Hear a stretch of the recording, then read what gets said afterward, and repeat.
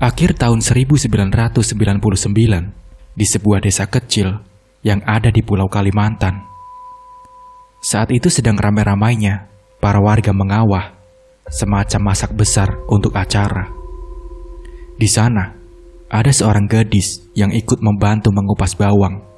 Ia berbaur bersama ibu-ibu yang juga sedang menguliti rempah-rempah seperti serai, lengkuas, kunyit, jahe, dan lain-lainnya. Seorang pemuda desa yang tengah membantu mengurah isi dandangan semacam panci besar nampak sesekali melirik pada gadis manis tersebut. Hingga akhirnya tatapan mata mereka beradu membuat si pemuda menjadi begitu salah tingkah. Menjelang maghrib, barulah bumbu-bumbu itu selesai dibuat. Maklumlah, saat itu orang-orang masih menggunakan cobek batu untuk menghaluskan rempah-rempah. Tapi justru itulah yang membuat rasa makanan zaman dulu sangat enak. Ibu-ibu yang pulang dari duduk gawi atau membantu keluarga yang punya acara, masing-masing diberikan seplastik sayur lemak dan ikan asin goreng. Mereka pulang dengan sukacita setelah seharian membantu keluarga yang akan mengadakan acara. "Mah, kita makan sama-sama ya," ujar Rahmi pada ibunya yang sedang membuat bakul dari rotan. "Kamu makan saja duluan, aku tidak lapar," jawab si ibu dengan nada yang sedikit ketus. Memang, semenjak ayahnya meninggal 1 tahun yang lalu, hubungan antara Rahmi dan sang ibu menjadi renggang. Apalagi ketika Rahmi menolak dijodohkan dengan Burhan, lelaki kaya raya di desa mereka yang mempunyai sawah luas, tanah berhektar-hektar, dan memiliki toko daging. Di pasar, yang sehari bahkan bisa menghabiskan 1-2 ekor sapi. Pasar itu terletak cukup jauh dari desa, dan Burhan adalah orang pertama yang memiliki perahu mesin terbesar di desanya untuk mengangkut sapi-sapi itu ke padang rumput yang ada di seberang desa mereka. Namun dengan mudahnya, Rahmi menolak pinangan laki-laki kaya itu dengan alasan bahwa ia tidak ingin dimadu. Rahmi masih ingat jelas perkataan ibunya sewaktu itu.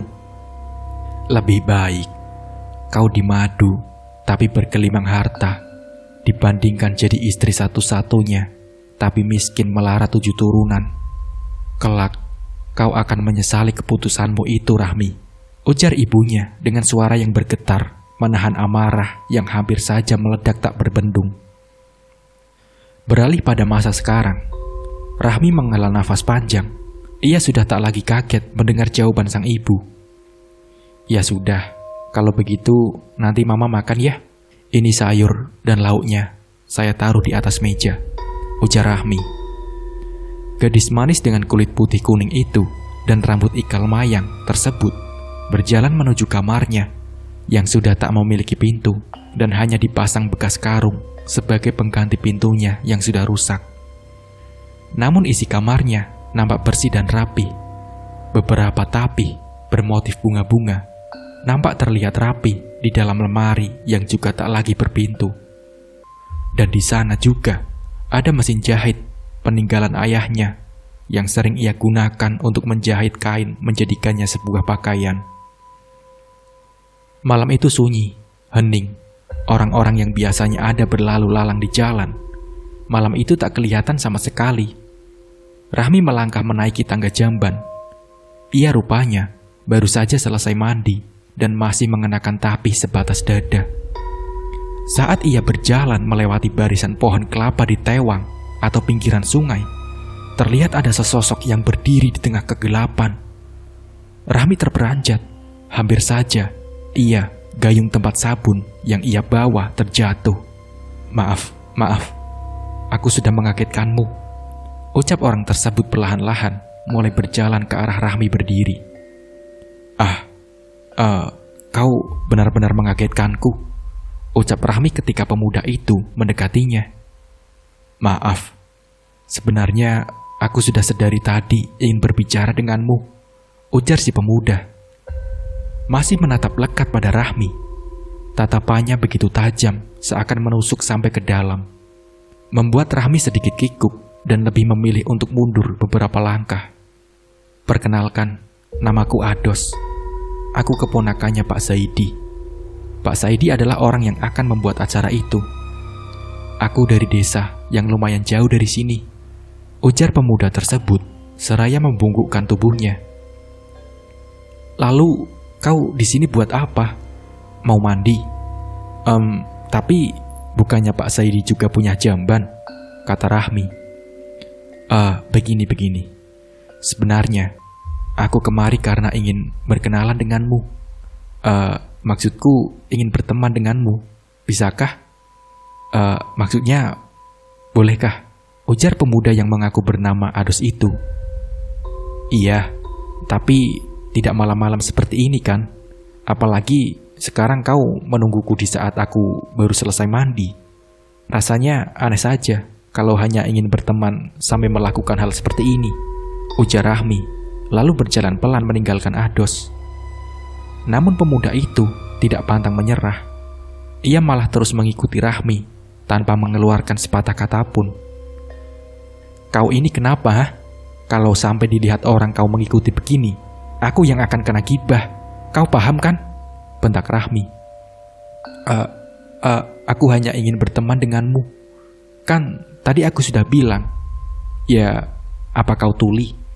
Tapi kau belum memperkenalkan namamu siapa. Rahmi, namaku Rahmi. Sekarang kau sudah tahu kan? Nah, kalau begitu, lekas pergi dari sini, bentak Rahmi. Baiklah Rahmi, kuharap besok bisa bertemu denganmu lagi, ujar Ados tersenyum. Dasar aneh, gumam Rahmi seraya melangkah pergi setelah Ados meninggalkannya. Suasana malam remang-remang, disinari cahaya bulan yang sudah hampir sempurna. Kriat, suara pintu kayu yang sudah berlubang dimakan rayap itu berderit saat dia buka. Bungkusan nasi di atas meja masih terlihat rapi. Sepertinya sang ibu belum juga mau memakan makanan yang Rahmi bawa tadi. Rahmi mengangkat lampu pelita yang ada di atas meja dan membawanya ke dalam kamar. Saat ia sedang mencari-cari pakaiannya, ia mendengar suara ketukan dari jendela yang mengarah ke halaman samping rumah yang dipenuhi dengan kurungan ayam milik si ibu. Rahmi perlahan-lahan mulai membuka sunduk atau palang kayu di jendelanya. Kers, kers. Suara seperti goresan-goresan yang berada di luar jendela. Semula, Rahmi mengira suara-suara itu merupakan ulah dari pemuda aneh itu yang ia temui tadi. Namun nyatanya, ketika pintu terbuka, berdiri sesosok berbalut kain putih lusuh yang di bagian hidungnya masih lagi menempel kapas. Itu pocong. Brak. Jendela itu pun tertutup dengan keras, membuat ibunya kembali menegurnya dengan nada yang ketus. Kenapa lagi itu, Mi? Suara ibunya dari kamar sebelah. Rumah mereka memang tidak terlalu besar, hanya berukuran 5x7 meter. Rahmi tidak menjawab, jantungnya masih berdetak tak karuan. Suara-suara yang sama masih terdengar di luar. Kali ini diikuti suara seperti robekan kain. Dengan tangan yang gemetar, ia berusaha untuk mengunci jendelanya kembali. Di pagi harinya, Rahmi sudah berada di rumah Pak Zaidi untuk bantu-bantu. Ibu-ibu yang sedang menggoreng bawang tersebut rupanya sedang asik-asik gibah. Mereka membicarakan tentang anak si tuan rumah, yaitu Pak Zaidi, yang konon katanya diketahui sudah hamil duluan sebelum menikah. Dan saat sedang asik-asik gibah, istri Pak Zaidi muncul dari dalam rumah. Sontak saja, ibu-ibu tersebut secara spontan langsung mengalihkan pembicaraan. Itu kambingnya sudah dipotong-potong apa belum? Ujar ibu-ibu itu menuju ke arah dandang yang digunakan untuk menaruh daging kambing. Sudah, jawab yang lainnya juga nampak gugup. Rahmi? Iya bu, jawab Rahmi ketika istri Pak Zaidi memanggilnya. Sini, ikut saya sebentar. Rahmi perlahan berdiri. Ia menyapu-nyapu tangannya pada tapih yang ia kenakan sebelum menghampiri Bu Inun. Rupanya, wanita itu membawa Rahmi untuk masuk ke dalam rumah. menemui Ados yang duduk diapit oleh orang tuanya. Saat itu, ia disuruh duduk. Rahmi memang sudah tak enak hati. Ada apa, Bu?" tanya Rahmi sedikit terbata. Sebentar ya," ucap Bu Inun seraya berjalan ke arah ruangan dapur miliknya. Dan dari sana, keluarlah ibunya Rahmi dengan raut wajah cerah tak seperti biasanya. Rahmi semakin kalut. Ia seakan-akan sudah tahu maksud dan tujuan orang-orang itu. Setelah mengobrol lumayan lama, akhirnya ayah dari Ados mulai menyatakan maksudnya. Zaman dulu, di sini memang kalau sudah suka, langsung lamar dan menikah. Hanya sedikit saja yang mengenal kata pacaran. Saya tidak mau menikah," jawab Rahmi yang membuat ibunya seketika melotot. Apa alasan kamu, Rahmi?" Ados ini bujang, pekerja keras, dan yang pasti, dia sangat sayang padamu," bentak ibunya, tak dapat menahan amarahnya yang meluap-luap setelah mendengar jawaban dari Rahmi. Tapi saya tidak suka dijodoh-jodohkan, Bu. Saya akan menikah hanya dengan orang yang saya suka," kata Rahmi. "Laki-laki seperti apa lagi yang kau cari ya? Yang beristri, yang duda, dan sekarang yang bujang mau melamarmu, kau masih saja menolak. Apakah kau mencari laki-laki seperti Pujung?" bentak Mama Rahmi. "Mama tidak akan mengerti, Mah. Saya hanya tidak ingin menikah untuk saat ini," kata Rahma. "Jelas saja, aku tidak mengerti pemikiranmu saat itu," sahut ibunya geram. Tiba-tiba, Rahmi mulai merasakan sakit di kepalanya. Rasa sakit yang sama ketika Duda tempo hari itu melamarnya. Rahmi mulai memegang kepalanya, hingga saat ia akan beranjak, tubuhnya ambruk di hadapan semua orang yang berada di rumah tersebut. Ibunya hanya melirik sekilas, lalu hendak keluar meninggalkan Rahmi. Wajah Ados sangat terlihat cemas. Ia berusaha menyadarkan Rahmi. Ujung-ujung jari gadis itu juga terasa sangat dingin sekali. "Bu, ini Rahmi benar-benar pingsan, Bu," ujar Bu Inun. Mendengar perkataan Bu Inun, ibunya Rahmi seketika panik. Ados kesana kemari mencari minyak angin. Setelah minyak angin didapat, Ados izin untuk memijat kepala Rahmi. Wajah pemuda itu sangat tulus. Ibunya Rahmi sangat menyayangkan pemuda sebaik itu batal jadi menantunya. Beberapa saat kemudian, Rahmi mulai sadar. Gadis itu mengerjap-erjapkan matanya, dan saat ia melihat wajah Ados, Rahmi lantas langsung bangun. Malam itu, Rahmi seperti biasanya. Ia baru saja pulang mandi dan berjalan pulang ke rumah.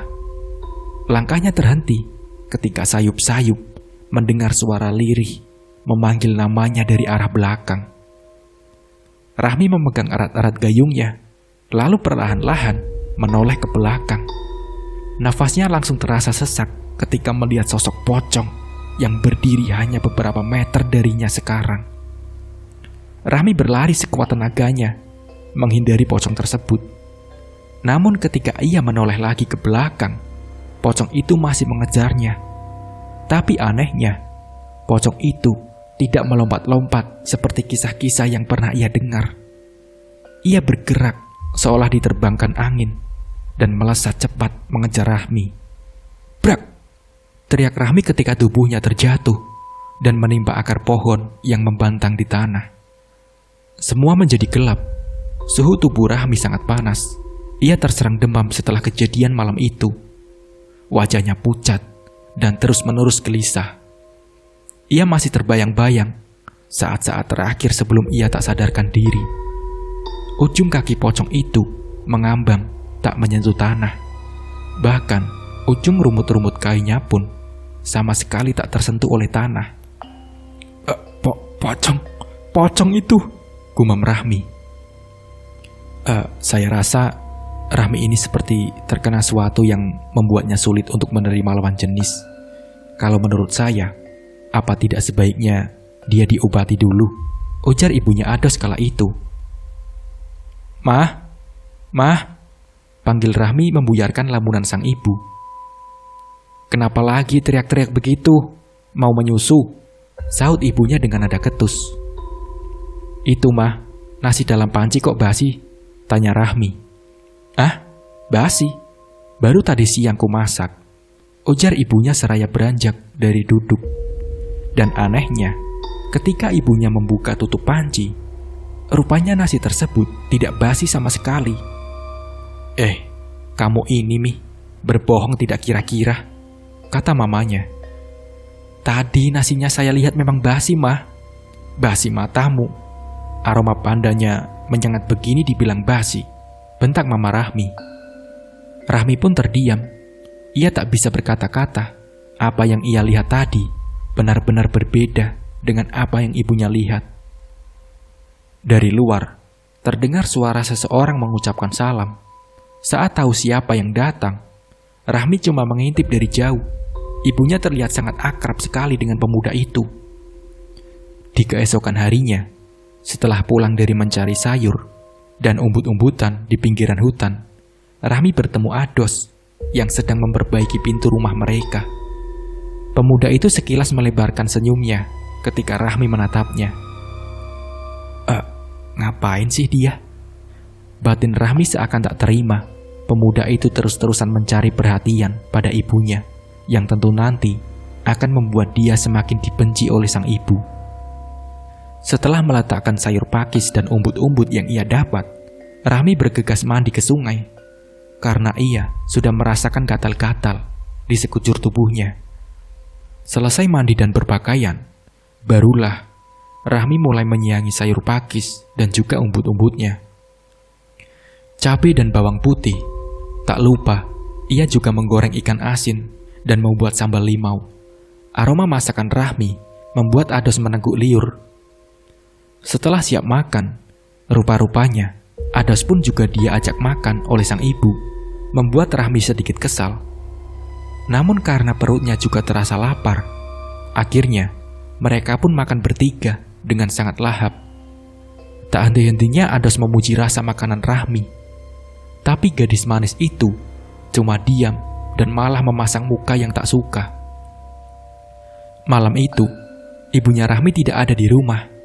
Entah kemana beliau pergi, sama sekali tak memberitahu Rahmi. Rintik-rintik hujan di keheningan malam itu membuat Rahmi gelisah. Ia bahkan tak bisa menutup matanya, meski ruangan kamarnya itu sudah terpasang 4 buah lampu di setiap sudutnya. Mama kemana ya? Kenapa belum pulang juga? Gumamnya gelisah dan hampir menangis.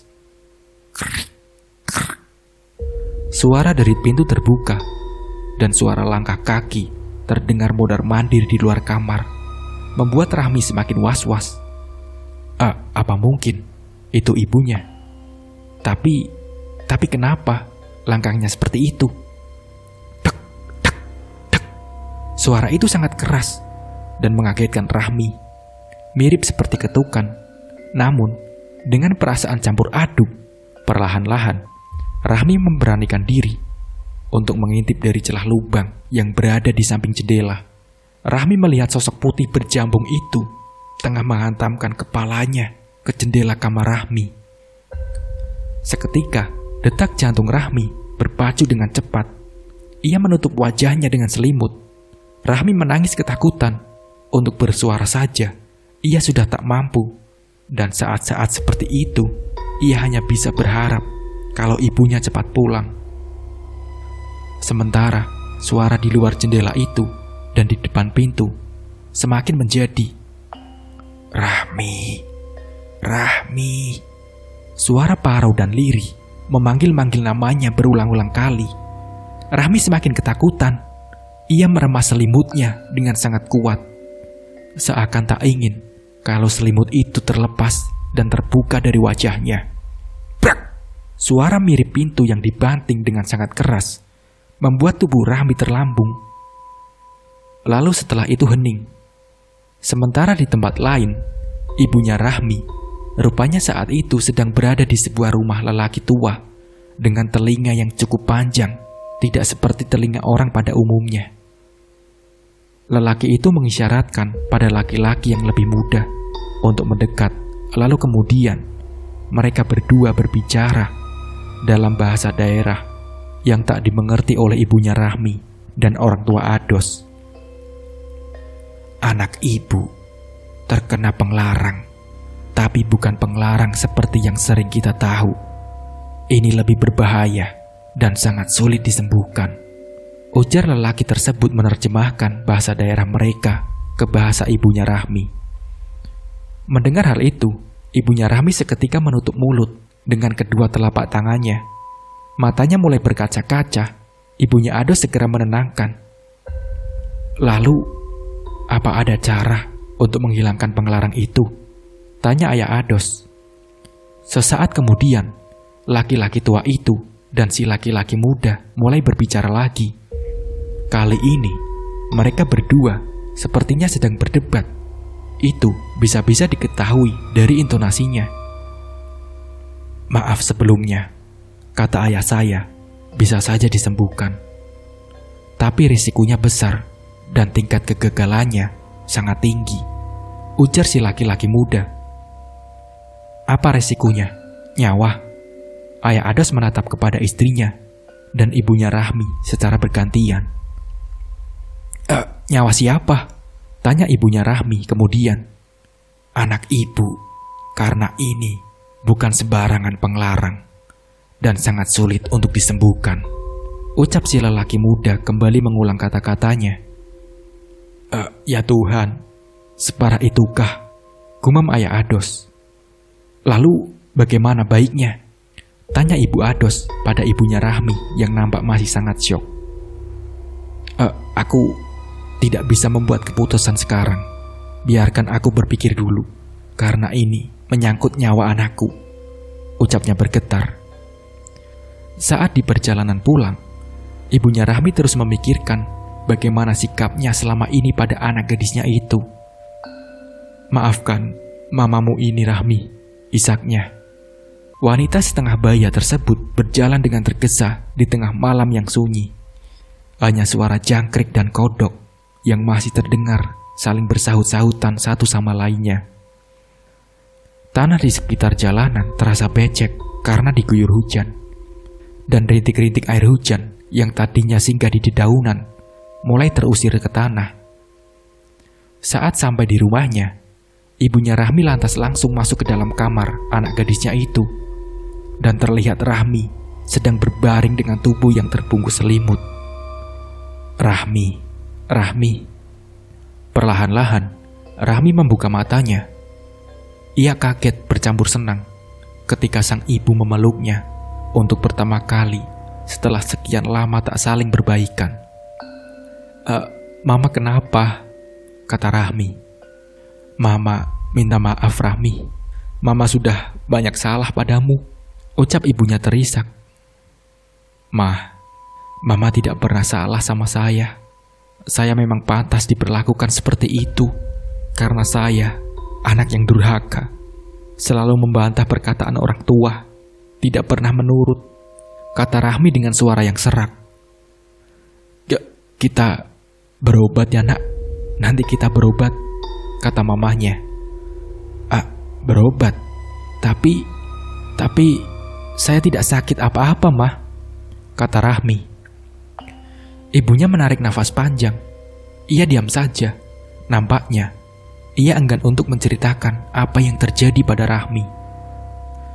2 hari sudah setelah kepulangannya dari rumah lelaki tua itu. Namun ibunya Rahmi belum juga dapat memutuskan apa ia harus membawa Rahmi berobat dengan resiko nyawa tersebut atau membiarkan Rahmi perawan sampai ketua. Tentu itu adalah pilihan yang sangat sulit baginya. Kemudian terlintas ide yang ia rasa bisa menjadi jalan tengah untuk masalah tersebut, yaitu pelan-pelan membuat Rahmi menyukai Ados. Karena yang ia tahu, jika terkena penglarang itu akan membuat si korban sulit menerima orang yang benar-benar tulus menyayanginya. Dan jika Rahmi bisa menerima cinta Ados, maka penglarang itu mungkin saja secara otomatis akan menghilang. Itulah yang dipikirkan oleh ibunya Rahmi. Nak, mamamu ini sudah tua. Rasanya Mama ingin sekali mempunyai menantu dan juga cucu, ucap ibunya Rahmi ketika sedang minta dicarikan uban pada Rahmi. Gadis manis itu hanya diam, tak menanggapi sama sekali. Rahmi, Mama sayang sama kamu nak. Mama tidak ingin kalau sampai Mama mati nanti, tidak ada siapa-siapa yang menjagamu. Setidaknya, kalau Mama mati nanti, Mama bisa tenang kalau kamu sudah punya keluarga sendiri, kata Mama Rahmi. Rahmi menghela nafas panjang. Ia menatap ayam-ayam yang tengah asik mengais makanan dari daun-daun yang menutupi ramah-ramah dedak. Saya belum menemukan orang yang tepat, Mah, kata Rahmi. Ados itu pemuda yang baik, nak, rajin, dan sayang sekali sama kamu, Mi. Cobalah kamu buka sedikit hatimu untuk menerimanya. Setidaknya sebagai teman agar kau tahu lebih jauh tentang kepribadian anak itu, kata mamanya Rahmi lagi. Rahmi pun terdiam, matanya masih liar menatap ayam-ayam yang berada di tanah. Tapi ia benar-benar menerima nasihat dari ibunya. Dan saat Ados datang ke rumahnya, Rahmi menyambut pemuda itu dengan sedikit lebih baik dari hari-hari sebelumnya. Tentu Ados yang merasa kalau Rahmi sudah mulai membuka hati untuk dirinya menjadi sangat senang sekali. Semakin hari, kedekatan keduanya semakin menjadi. Bahkan tak segan-segan, Ados juga pelan-pelan mulai merenovasi rumah Rahmi. Niat baik pemuda itu sempat ditolak baik-baik oleh Rahmi. Namun Ados tetap bersikeras kalau itu murni keinginannya menolong sebagai sahabat, bukan karena mengharapkan imbalan atau sejenisnya. Itulah yang membuat Rahmi tidak bisa menolak. Dan selama merenovasi rumah itu, kedekatan keduanya semakin terasa. Sekilas, jika melihat mereka, orang-orang pasti berpikir kalau keduanya adalah pasangan suami istri yang sangat bahagia. Namun nyatanya tidak seperti itu. Senyuman di wajah Rahmi akan menghilang dikala malam mulai menjelang. Karena semakin lama, sosok pocong itu malah semakin sering menampakkan wujudnya yang sangat menyeramkan itu pada Rahmi. Bahkan, pernah suatu malam ia terbangun dengan tubuh yang tidak bisa digerakkan. Di samping tempat tidurnya, berdiri sosok pocong itu lagi. Membuat Rahmi menangis dalam ketidakberdayaannya. Untung saja, ada seekor kucing yang tengah mengejar tikus dan tak sengaja mencakar kaki Rahmi. Dan itulah yang membuatnya bisa tersadar dari gangguan tersebut. Kamu tahu, sejak hari itu, aku seringkali diganggu sosok pocong. Aku selalu mendengar suara memanggil lirih namaku. Dan aku merasa kalau pocong itu selalu mengikutiku kemanapun aku pergi. Cerita Rahmi pada Ados yang duduk di atas potongan kayu api yang sudah dijemur. Kau percaya tidak? Kalau seseorang yang sangat menginginkan kita, tapi kita menolaknya, dia akan dendam, bahkan bisa menguji jodoh kita. Dan itu disebut penglarang, kata Ados. Apa? Maksudmu? Tanya Rahmi tak mengerti. Intinya, aku rasa ada yang dendam padamu dan menguji jodohmu agar kau menjadi perawan tua, kata Ados lagi. Apa iya? Tapi aku tidak terlalu yakin dengan hal itu, karena aku merasa aku baik-baik saja. Hanya saja, aku memang belum lagi menemukan jodoh yang sesuai untukku, jawab Rahmi. Ados pun menghela nafas panjang. Tangannya meraih bulu ayam yang terbang tertiup angin. Lalu, kau rasa pocong itu kenapa bisa sampai mengganggumu seperti itu? Tanya Ados. Kemudian Rahmi terdiam. Ia memikirkan sebab pocong tersebut terus mengganggunya. Mungkin karena aku menginjak kuburannya, atau bisa juga karena aku melakukan sesuatu yang buruk tanpa sadar, lalu memancing kemarahannya padaku, jawab Rahmi. Ados menggeleng sambil tersenyum. Mereka tidak akan semudah itu mengganggu kita, kalau tidak ada apa-apanya, kata Ados. Lalu menurutmu kenapa aku selalu diganggu? Kata Rahmi. Itu karena... Aduh, belum selesai Ados menjawab pertanyaan dari Rahmi, ia tiba-tiba saja merasakan sakit yang teramat sangat di bagian kepalanya. Hidungnya yang mancung mulai mengeluarkan darah segar, membuat Rahmi langsung panik dan berteriak memanggil ibunya. Mengira Ados hanya mengalami mimisan biasa, ibunya Rahmi lantas memasukkan daun sirih di hidung Ados untuk menghentikan darah yang terus menetes keluar. Namun sampai hampir setengah jam, darah di hidung Ados masih terus menetes hingga membuat pemuda itu menjadi lemas dan pucat. Beberapa orang warga yang lewat diminta tolong oleh ibunya Rahmi untuk membantu mengangkat tubuh Ados dan membawanya ke rumah Pak Zaidi. Pak Zaidi dan Bu Inun kelihatan sangat panik sekali kala itu. Mereka yang termasuk orang berada itu pun langsung membawa Ados pulang ke desanya dengan menaiki perahu motor, dan Rahma pun ikut serta mengantar pemuda tersebut. Sesampainya di rumah Ados, orang tuanya langsung membawanya ke rumah si lelaki tua bertelinga panjang. Di rumah itu, Ados dibaringkan di atas kain hitam dan tubuhnya diperahi dengan limau nipis. Bagian hidung yang berdarah dikucup, disedot oleh si lelaki tua. Sampai sebuah benda keluar dari dalam hidung Ados. Benda itu mirip tanah, namun nampak hidup. Dan setelah dibacakan mantra-mantra, benda itu seketika berubah menjadi robekan kain kaci. Suaminya marah, ujar si laki-laki muda itu menerjemahkan bahasa si lelaki tua. Suami siapa? Tanya ibunya Ados. Si lelaki muda kembali berbicara dalam bahasa daerah dengan si lelaki tua yang merupakan ayahnya tersebut. Suami dari perempuan itu tunjuk si lelaki muda ke arah Rahmi, yang seketika menjadi perhatian kedua orang tua Ados. Rahmi yang bingung bercampur kaget setelah mendengar perkataan si lelaki muda itu langsung membantah. Maksudmu suami siapa? Jangan sembarangan menuduh. Aku saja belum pernah menikah, bentak si Rahmi. Secara nyata, kau memang belum menikah, tapi secara gaib, kau sudah mempunyai suami. Dialah yang selalu mengikutimu kemanapun kau pergi. Apa kau tak menyadarinya? Kata si lelaki muda itu. Rahmi pun terdiam. Ia mengerjap-ngerjapkan matanya. Ia masih belum mengerti perkataan si lelaki tersebut. Singkatnya saja, kau terkena penglarang kawin mayit.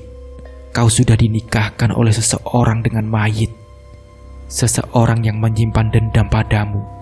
Dan sejak saat itu dimulai, kau tak bisa bila disukai ataupun menyukai seseorang. Kalaupun ada yang memaksa menyukai, atau kau sukai orang itu, akan diganggu oleh suamimu. Dan mungkin saja, selama ini kau sudah pernah melihat wujud dari suamimu itu kan? Sosok berbalut kain putih, atau yang biasa disebut pocong, kata si lelaki muda itu. Rahmi pun tertegun, seakan tak percaya. Tapi bila ia pikir-pikir lagi, perkataan orang itu memang benar adanya. Selama ini, bila ada yang ingin melamarnya, pasti ia akan melihat penampakan pocong yang menyeramkan. Percakapan mereka terpotong karena si lelaki tua mulai membacakan sebuah doa dalam bahasa yang tak mudah dipahami. Tapi alunan doa itu mirip seperti nyanyian. Perlahan-lahan, Rahmi merasakan seluruh tubuhnya merinding. Hawa dingin menyergap tubuhnya. Ketika si lelaki tua berkali-kali membunyikan gelang kemberincingnya di atas tubuh Ados yang masih terbaring, sebuah jeruk nipis segar diputar-putar di atas dahi Ados, dan itu dilakukan berkali-kali. 7 buah nipis itu dibelah oleh si lelaki muda, dan anehnya, isi jeruk nipis itu yang tadinya segar, kini menjadi layu dan berbau busuk, membuat orang-orang yang berada di sana terperangah. Tiba-tiba, ada angin yang sangat kencang menghantam pintu dan jendela rumah tersebut, membuat si lelaki tua nampak geram. Ia pun berdiri dan mengambil sebiji telur ayam kampung.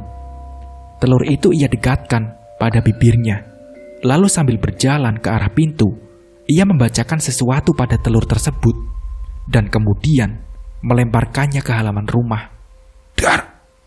Telur itu meledak seperti petasan, dan anehnya, angin yang sebelumnya ribut, kini seketika menjadi tenang kembali. Rahmi pun melongo setelah melihat fenomena yang tak biasa itu. Ados masih tak sadarkan diri ketika ia dimandikan dengan air rendaman mayang. Namun beberapa jam kemudian, pemuda itu mulai perlahan sadar. Wajahnya begitu pucat.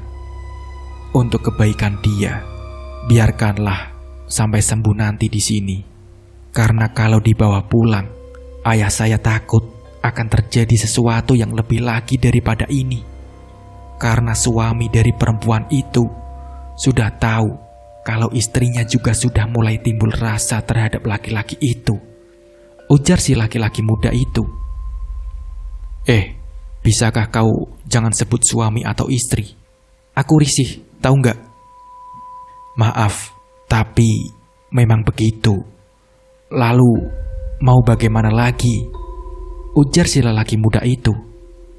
Akan tetapi, ia akhirnya menunduk setelah ditatap tajam oleh si lelaki tua. Laki-laki tua tersebut mulai berbicara dengan nada yang mirip seperti orang bergumam. Ayahku mengatakan, kau mau bagaimana sekarang? Apa penglarang itu dibiarkan saja atau dihilangkan? Kalau dihilangkan bisa, ujar Rahmi. Bisa, tapi resikonya nyawamu kalau kita gagal. Rahmi pun terdiam. Itu pilihan yang berat baginya. Bila diiyakan, lantas bagaimana jika nanti gagal? Maka itu sama halnya bunuh diri.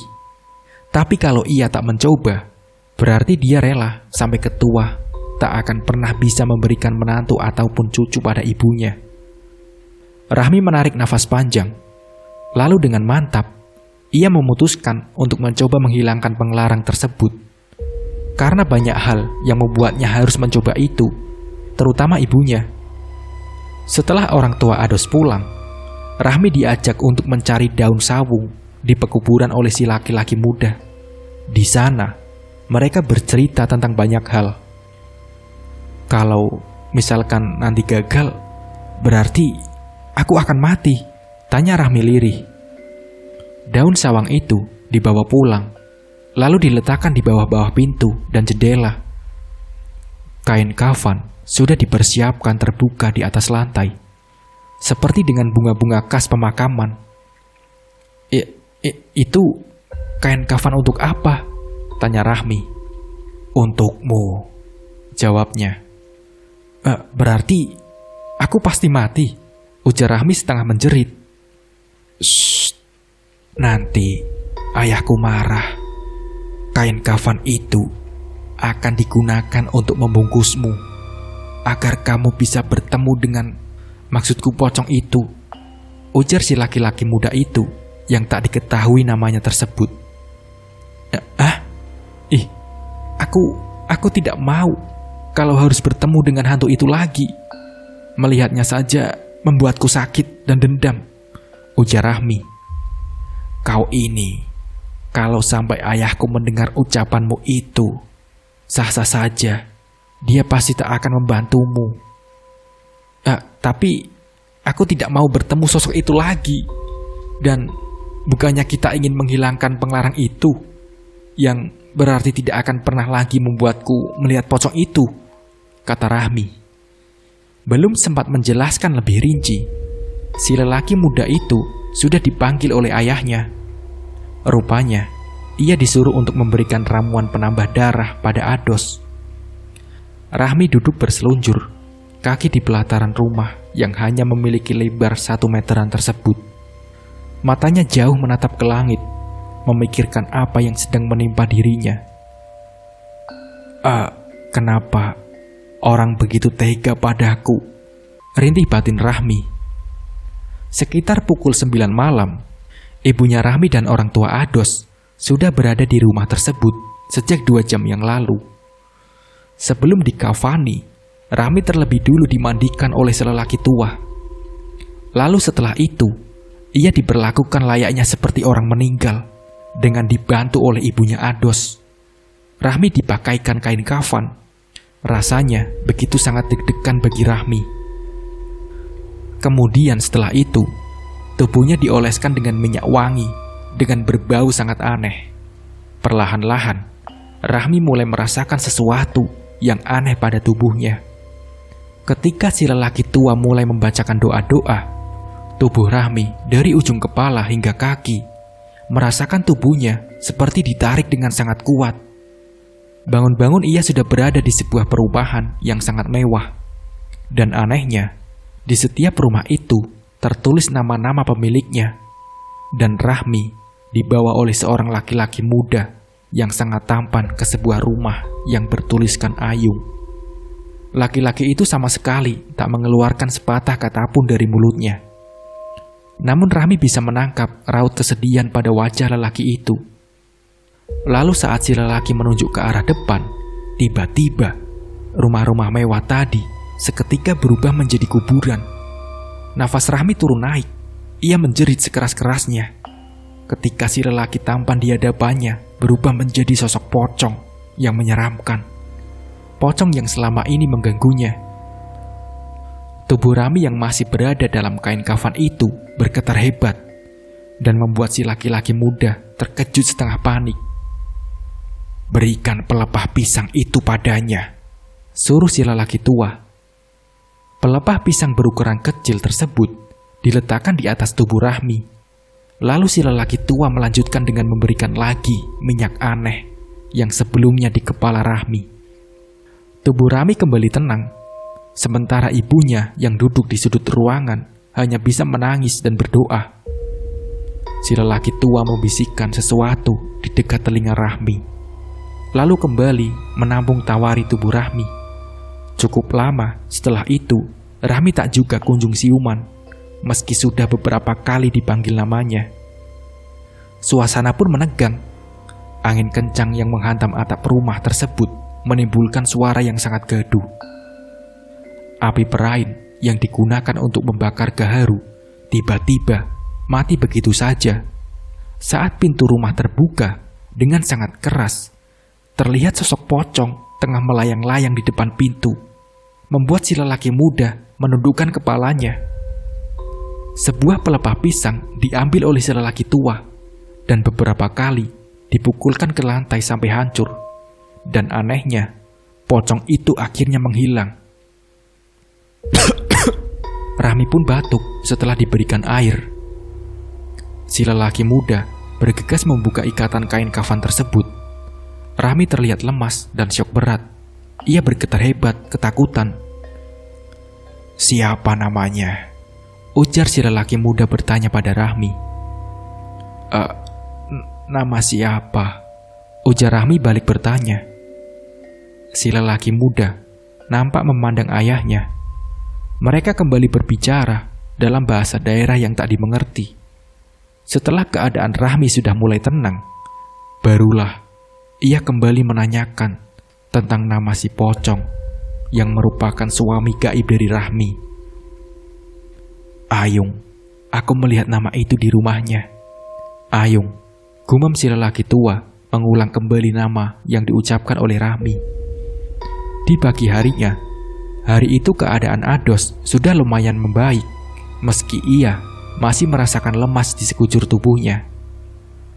"Ayahku bilang kalau dia mengetahui pemuda itu karena dulu dia pernah berobat di sini," ujar si lelaki muda. Tapi bukannya ini sudah berakhir? Aku sudah terbebas dari penglarang itu kan?" kata Rahmi. Si lelaki muda menggeleng pelan. "Belum. Tadi malam itu hanya awalnya saja. Kita justru harus membongkar makam pemuda yang kau lihat semalam, lalu mengambil semua benda milikmu yang sudah diletakkan seseorang di dalam sana. Benda yang membuatmu menjadi terikat dengan sosok itu, ucap si lelaki muda itu. Rahmi pun menunduk lemas. Ia kira semuanya sudah berakhir, tapi nyatanya proses itu baru saja dimulai. Tapi kita akan lebih mudah, karena ayahku tahu siapa pemuda itu. Kita hanya perlu membongkar kuburannya saja, lanjut si laki-laki muda itu. Hari itu, si laki-laki tua berangkat seorang diri, entah mau kemana. Dan saat pulang, ia membawa kabar yang kurang mengenakan. Rupa-rupanya, di daerah pemakaman si pemuda itu yang bernama Ayung tersebut, ada orang yang baru saja meninggal. Dan mereka tidak bisa langsung membongkar kuburan milik Ayung ketika ada yang baru dikuburkan di sekitarnya, entah karena apa. Dan mereka harus menunggu setidaknya sampai 3 hari. Dan selama itu pula, Rahmi harus dikurung di dalam rumah itu. Singkat cerita, 3 hari pun berlalu. Malam itu dengan dibantu oleh ayahnya Ados, mereka bertiga berangkat menuju kuburan di mana jasad Ayung dimakamkan. Rintik-rintik hujan membuat suasana malam itu menjadi lebih dingin dari biasanya. Mereka berdua mulai menggali, sementara si lelaki tua dengan santainya duduk di salah satu pohon tumbang yang ada di tengah pemakaman. Ketika patinya sudah terasa, mereka berdua lantas memanggil si lelaki tua. Dan ketika dibuka, nampak posisi tulang belulang Ayung sudah berpindah, dan di sampingnya ada sebuah buntalan pocong kecil yang ketika dibuka berisi celana dalam, rambut, dan juga gambar yang merupakan milik Rahmi. Si lelaki tua menyuruh si lelaki muda untuk mengembalikan posisi tulang belulang tersebut, lalu kemudian segera menutup kuburannya kembali. Setelah mereka selesai dengan tugasnya, si lelaki tua lantas membakar semua barang-barang tersebut dan kemudian menyiramkan air di atas pusara makam Ayung. Api yang membakar benda-benda itu menjadi sangat besar, padahal saat itu sedang gerimis.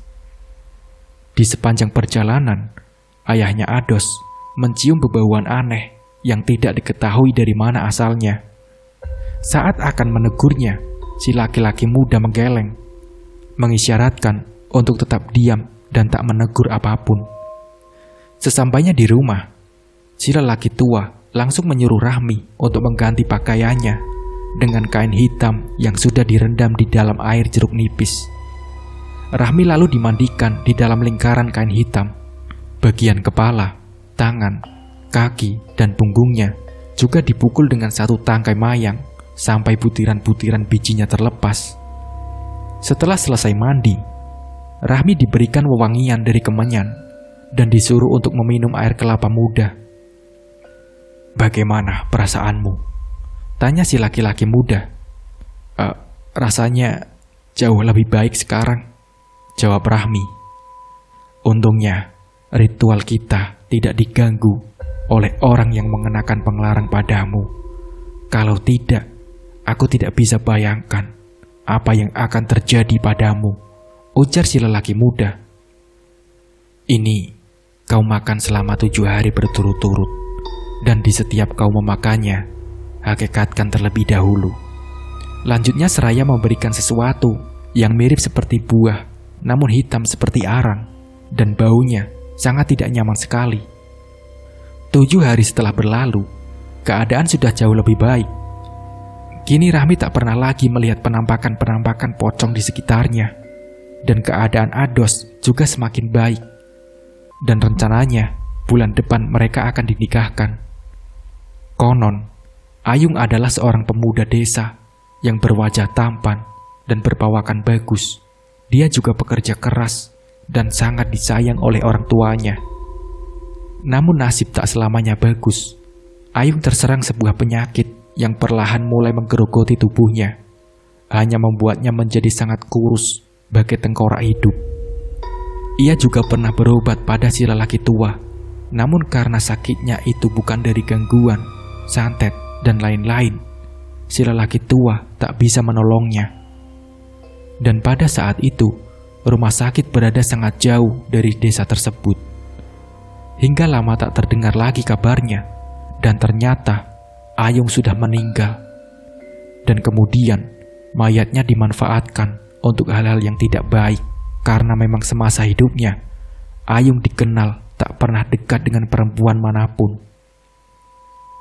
Memangnya kenapa harus mayat orang yang belum kawin? Tanya Rahmi. Pengelarang ini sangat berbahaya. Bila mayat itu tidak benar-benar perawan atau perjaka, maka nyawamu menjadi taruhannya, ujar si lelaki muda. Rahmi menghela nafas panjang. Ia tak menyangka ada orang yang senekat itu untuk membuatnya menjadi perawan tua. Sungguh kejam. 2 bulan setelah kejadian itu, Rahmi dan Ados akan segera dinikahkan.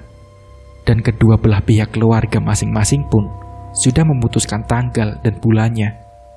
Dengan perasaan bahagia, mereka berdua mendatangi rumah si lelaki tua untuk mengundang mereka berdua ke acara pernikahannya. Namun sesuatu tak disangka, rupanya telah terjadi. Si lelaki tua meninggal sebulan setelah mengobati Rahmi. Menurut penuturan si lelaki muda itu, karena ia diserang secara gaib oleh dukun yang melakukan ritual penglarang kawin mayit tersebut. Dan karena kurangnya kehati-hatian, atau mungkin karena sudah ajalnya, beliau meninggal dengan keadaan yang cukup tragis. Nah, seperti itulah ceritanya. Semoga cerita ini bisa menjadi pembelajaran untuk kita semua. Mungkin cukup sekian dari saya. Wassalamualaikum warahmatullahi wabarakatuh.